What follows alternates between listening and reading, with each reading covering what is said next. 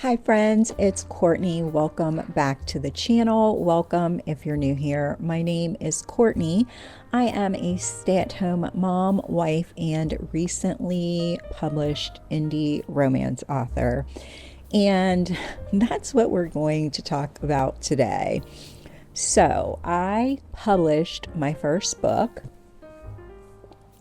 It is here. And I have said that out loud probably 100 times since I published it in March. I've posted about it, I've talked about it, I've sent links to my friends, to family who I'm not even sure if they read romance, but gotta get it out there. But still, every single time I say I published a book or I'm an author, there's this tiny little voice in the back of my head that goes, "Did you though? Are you sure this counts?" And that voice has really been with me this entire time. Not since launch day, not even since I started looking at publishing on KDP. Really, that voice has been present since I started writing this specific book. I believe I started writing I did NaNoWriMo in 2022, maybe. So yeah,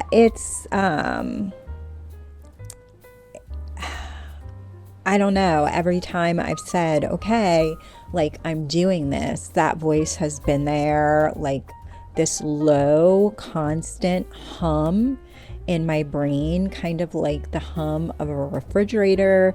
You don't really notice it until the room is absolutely silent, and then it's all you can hear. So today I'm going to talk a little bit about what it took to actually get this book out in the world, and not just like the start and the finish, which, like a book, we're going to talk about the messy middle, which is kind of the hard part of it all. The formatting disasters, the work I lost and had to rewrite, the crash out from that, the moments where I considered just not doing this, and the question that I still haven't really answered for myself, and that is, am I actually an author? So let's get into it. Okay, so KDP, which is Amazon's like self-publishing arm. KDP stands for Kindle Direct Publishing, and it really is a miracle of modern technology. And I do want to say that it has really made the publishing process very democratic and very attainable for a lot of people who would likely be kind of shut out of the traditional publishing. I don't know what you would want to call that, the scope of traditional publishing. So while I will kind of sing its praises for that, we're not even going to talk about the fact that it's part of Amazon, because that's a whole nother conversation in and of itself. It is also, or at least for me, it had a very kind of steep learning curve that I don't know that I was prepared for. And I didn't really appreciate before I started that formatting a manuscript for print is a very different skill set from writing a manuscript. They are related, sort of kissing cousins, if you will, but they are not the same. So I wrote Merit Ever After in Google Docs because it is what I am used to using. It's simple. I'm familiar with it, right? So that's fine. But there is a significant gap between, oh, this document looks good on your screen, and a document that prints correctly as a paperback with mirror margins and proper bleed. And figuring all of that out is really like where I lived a great deal of the time. So mirror margins, if you don't know, means the inside margin, sort of the gutter where the pages meet the spine. It's wider than the outside margin, and that's because you need to make space for the spine of the book. And if you don't account for that properly, your text will sort of bend into the binding of the book, and readers have to kind of physically crack the spine to read the book, which is not really an experience that any author wants to give a reader. And there are lots of readers who don't like to crack the spine of their books. I'm not one of them, but like, I understand. So I had to look this up. I had to look it up multiple times. I had it on sticky notes everywhere. I got it wrong. I thought I got it right. I uploaded the file.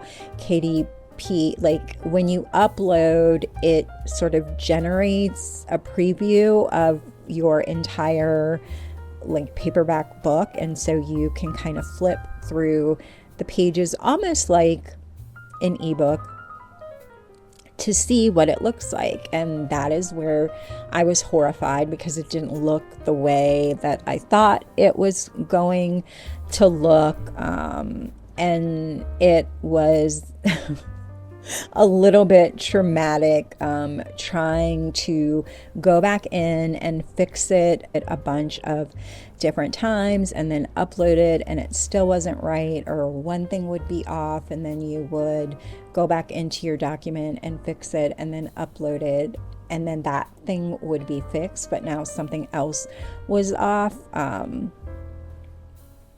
So there was that. So when you upload your manuscript and your cover and you set the trim size and you let them know what size you want your book to be, and they have like the bleed settings, and you check the proof and you use the preview tool, it gives you a pretty good idea of what it's going to look like, but it's not 100%. So then you just kind of have to take a leap of faith and hit publish and trust that it's going to look the way that you are hoping it looks. Anyone who knows me knows that I am not really a leap of faith kind of person. I like to know that things are going according to the way that I have planned them, and this entire process forced me to make peace with good enough and kind of moving forward multiple times. And that is not naturally a skill that I have. Okay, so let's talk about the thing that still makes me want to cry when I think about it. I lost work, a lot of work. I had ordered the proof copy of my book, gotten it, done the read through, did all of the edits in the book itself, and then went to make the edits in my document, which I did. Like I mentioned earlier, I had written my manuscript in Google Docs, but through lots of Googling and indie author Facebook groups and indie author Reddit threads, I discovered that it was going to be much easier for me to format my manuscript for print in Microsoft Word. So I had written the document in Google Docs. I had started making the edits in my manuscript in Google Docs, and then I transferred that entire manuscript into a Word document. Hopefully you followed that. So once I had transferred the manuscript into Word, I began making the changes in my Word document, right? Because this was going to be formatted the way that it needed to be for me to upload it to KDP. What I didn't know or remember or whatever, because I'm not used to working in Word, I'm used to working in a Google Doc, which automatically saves your changes like every couple of minutes. My auto save in my Word document was not on. So I think I started making edits in Word around chapter 4-ish, and this is like a 20-something chapter book. And yeah, it's a 24 chapter book. So essentially I ended up finishing the book, getting it formatted, making all of my edits somewhere between finishing the manuscript and uploading it into KDP for the first time. I closed out the document. So none of that work was saved. So if you're currently writing something, please, please, please learn from my mistake right now before you finish watching this video. Set up automatic backups, Google Drive, Dropbox, iCloud. Start emailing it to yourself periodically. I don't care which one. Pick one. Turn on auto sync. It will save you a special kind of grief when you are staring at a document without all of the work that you spent a few weeks trying to refine. It will save you the headache of trying to locate a document somewhere, I don't know, in the cloud, in the drive, I don't know. That was very, very disheartening. I'm not gonna lie.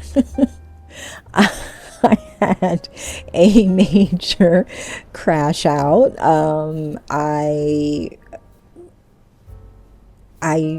don't know. It happened on a Monday night. I think like my husband tried to help me recover it. My brother-in-law tried to help me recover it. I called my daughter in Hawaii. She tried to help me recover it. All of them asking, did you not back up your work? No, people, I did not back up my work.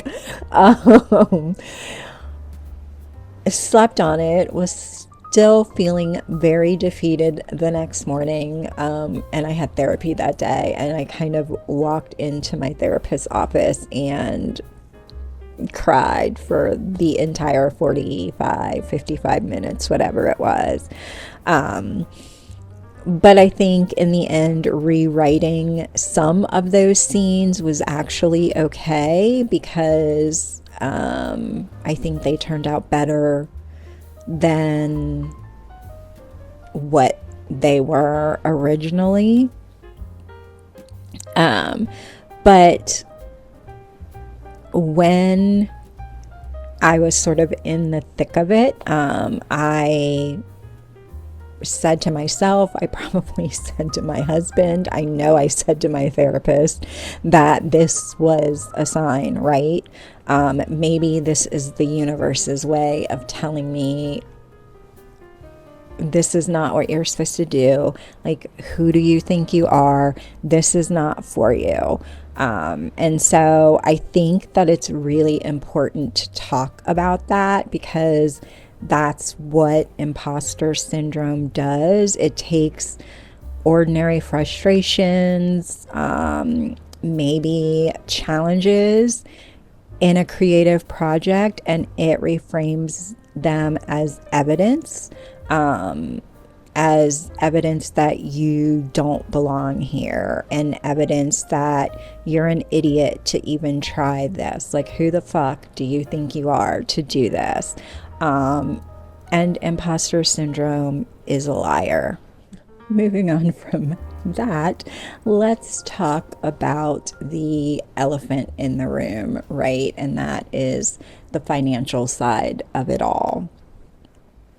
So, if you are a traditionally published author, obviously the publishing company is investing in you, and you get access to all of their resources. But if you're an indie author, you don't have that.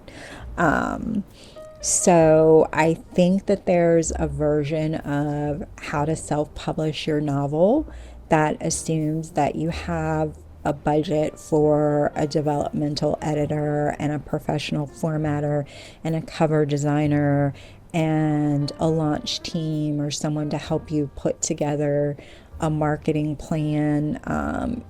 And there is a version of that that's very real.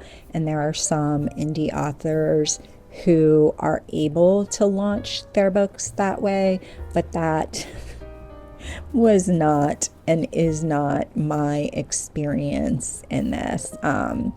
My version was, what can I do myself? What do I absolutely need to outsource? So I kept costs as low as I could. And that meant learning things that I don't know. Hello, formatting. It meant watching a lot of tutorials. It meant being active in lots of Reddit threads and Facebook groups where I could learn the skills that I needed to learn, or learn from the mistakes of other authors, like some of the mistakes that I made. It meant me figuring out my cover design, which went through way more than I am willing to admit to in this video. It meant being very selective about where I spent money, and really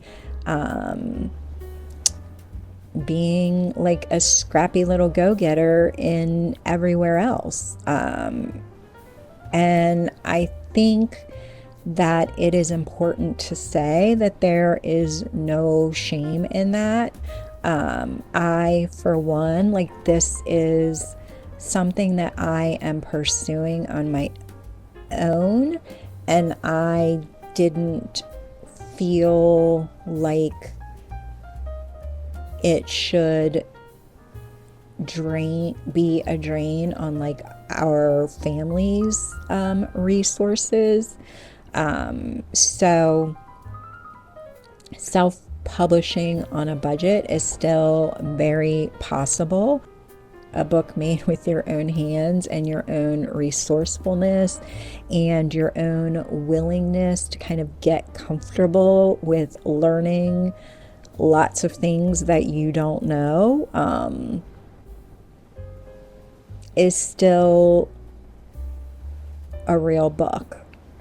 And I had to remind myself of that more than once. And even with it out there in the world, I still have to check myself on that.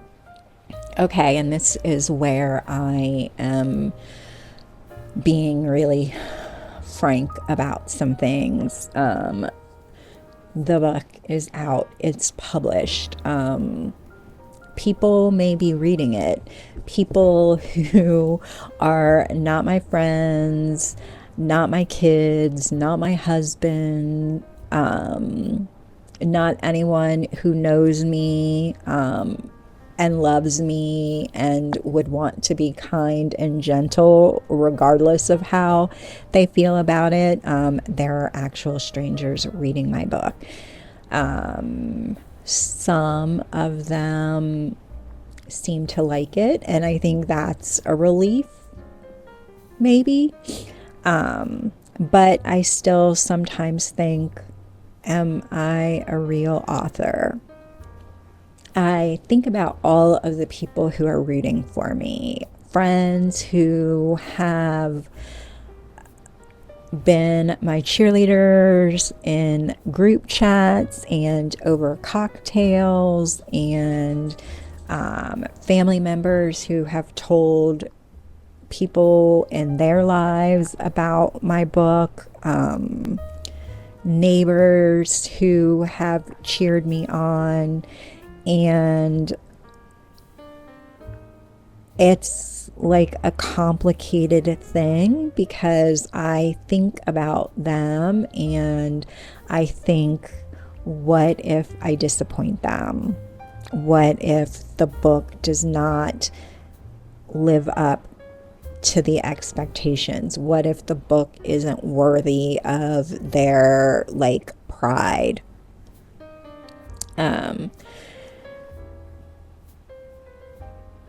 And what if the world either hates it or doesn't care? And